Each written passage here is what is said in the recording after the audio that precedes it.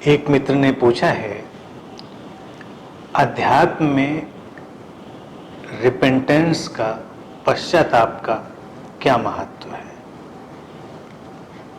ईसाईयत में तो पश्चाताप का बड़ा महत्व है, तो इसका क्या स्पिरिचुअल सिग्निफिकेंस है।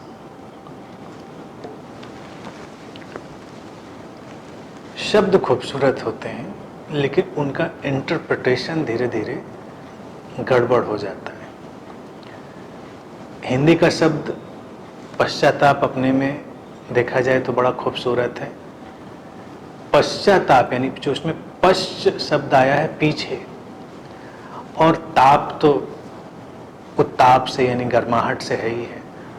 और ताप कहाँ पर होता है? गर्माहट, जहाँ पर जीवन है, जहाँ पर लाइफ है। जीवन है तो ताप है। तो पश्चाताप का अर्थ ये नहीं किसी बात को लेकर पछतावा करना, पछतावा नहीं। पश्चाताप किसी बात को लेकर है, यानी कि अपने पीछे अपने जीवन को ले जाना, फीलिंग लाइफ इन डेप्थ, गहराई में या पीछे।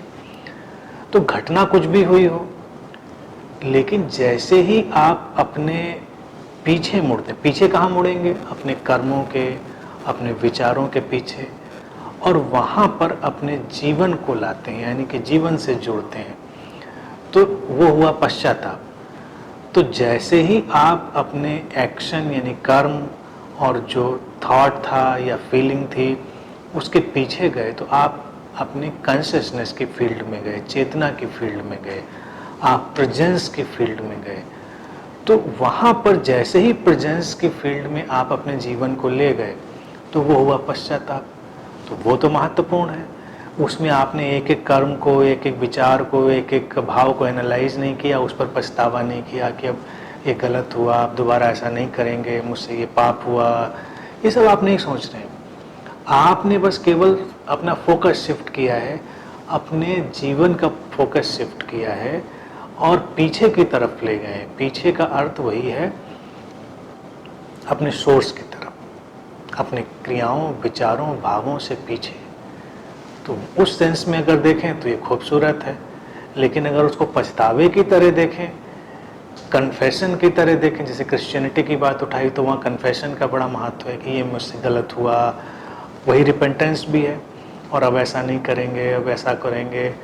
तो इसका तो कोई मतलब नहीं। आप करने वाले और विचारों के जो स्थिति है उस सब पर ही फोकस्ड हैं। आप कहीं पीछे गए ही नहीं, आप अपने सोर्स की तरफ गए ही नहीं, आप तो अभी सरफेस पर ही हैं, आप तो सामने ही खड़े हुए हैं। तो इसका कन्फेशन, पछतावे से कोई सरोकार नहीं है।